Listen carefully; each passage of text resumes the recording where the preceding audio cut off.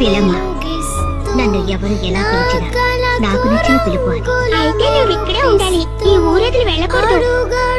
అలాగే బాబు, నీ ఇష్ట ప్రకారమే నేను ఈ ఊళ్ళోనే ఉంటాను.